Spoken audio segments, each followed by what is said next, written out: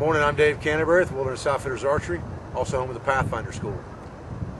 We're out in a little piece of woods today that's actually not in my personal space, but I kind of wanted to walk around out here a little bit today, shoot a little bit of film, and talk more about the Pathfinder blocks. We're going to talk a little bit about Block 1, but we're going to focus pretty heavy on Block 7, which is where you start your introduction to tracking in the Pathfinder system. We're going to talk a lot about tracking today, so stay tuned and hope you enjoy this video. Okay, let's discuss real quick Block 1 of the Pathfinder system again as it relates to Blocks 3 and Block 7 and Phase 2, obviously. What we need to understand is that when we pick out our personal space, we want to go into the area before we decide on that particular spot as our personal space and just sit in different areas, approach it from different approaches, different times, and look for signs of wildlife. Because it's very important in your studies that you have wildlife in the area that's going to be your personal space. So, and that includes mammals, birds, reptiles, insects. All of those things are very important within the Pathfinder system for you to understand. So when you go into your personal space, try to make sure that those things are present before you make that your one personal space. Okay, real quickly, let's touch on Phase 2, Block 3 of the Pathfinder system. When you get into Phase 2 of the Pathfinder system, in Block 3, we'll talk about the three different types of tracking. You have landscape tracking, sign tracking, and physical tracking. And I'm not going to get real deep into those today. You can pretty much figure out what that's all about. Landscape tracking has to do with understanding what animals in the area by the landscape, by the trees, by what type of things are growing within that area, and those things will attract certain types of wildlife in your particular region. Sign tracking obviously has to do with the 7 types of sign in Block 1, and we're going to get to that in just a minute.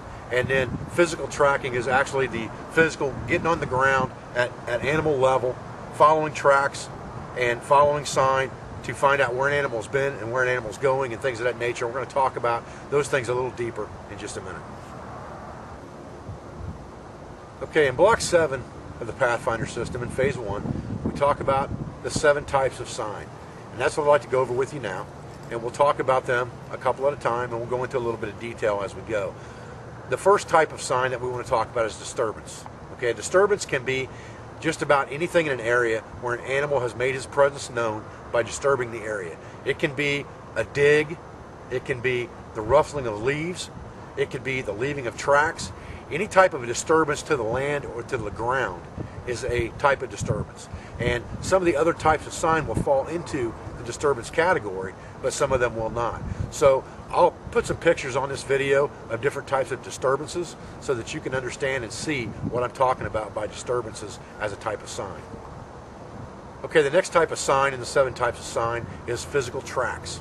Okay, and while we're on the subject of physical tracks, let's talk about what you do in the Pathfinder system to study different types of tracks. Okay, when you're studying tracks, there are a couple things that you need to do to enhance your studies. Okay, what I would suggest is that when you go out to actually study tracks and tracking, there are a couple things that you throw in your kit or in your backpack or your haversack or whatever you're carrying with you. I would suggest that you carry a magnifying glass, a flexible type tape measure, kind of like a sewing tape of some kind you can buy at any fabric store. I would suggest that you carry a journal with you. A waterproof one is better than a non-waterproof one. And also I would suggest that you carry some type of digital camera with you, a small Sony digital camera of some type.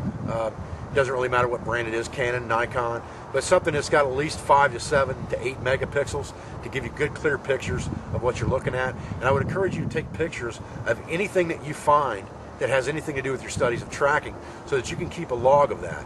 Now, in different systems of tracking with Tom Brown and people like that, with John Young, they encourage you to journal as you track, to draw pictures of tracks that you find and make notes. And there's nothing wrong with that. It's a good thing.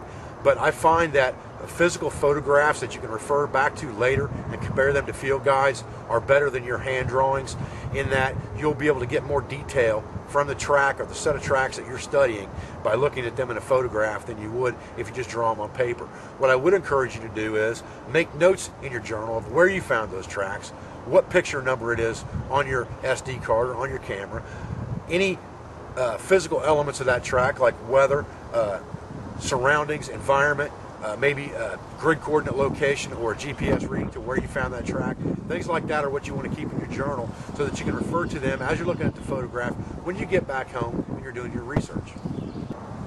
One thing that I find is really good to do when I'm studying tracks, or if I'm studying a set of tracks or anything like that, what I'll try to do is if I find a set of tracks, I'll put my flexible tape measure out on the ground right beside the track, and I'll take a photograph of that track so that I can compare the size of that track to my field manuals and my field guides, because these things are very important in that a lot of animal tracks look very similar, and size may be the only differential between the different types of mammals. Okay, the next thing we want to discuss when we're talking about the 7 types of sign is we want to talk about scat and hair, okay? And sometimes they can coincide. But scat is another thing that you need to make a habit of looking at in the woods, make a habit of studying what types of scat come from what types of animals. Again, take photographs, take measurements, make journal notes, go home, do your research. These types of things will tell you what animals are in the area. So you need to understand what types of scat and what it looks like and where it comes from in different types of animals. And also you can understand by looking at scat and making a careful study of scat. If you take tweezers or just use a small stick in the woods and kind of look through and pick through the scat, I know that's kind of disgusting to some people, but it'll give you a lot of information as far as what the animal's been eating, especially in predators and animals that are herbivores and eat a lot of fruits and things like that. It'll tell you what those animals are feeding on, so that you'll know when you see those types of plants, or you know that those types of animals are present, then maybe other types of animals are present that feed on those things, and it will help you in your studies to understand scat.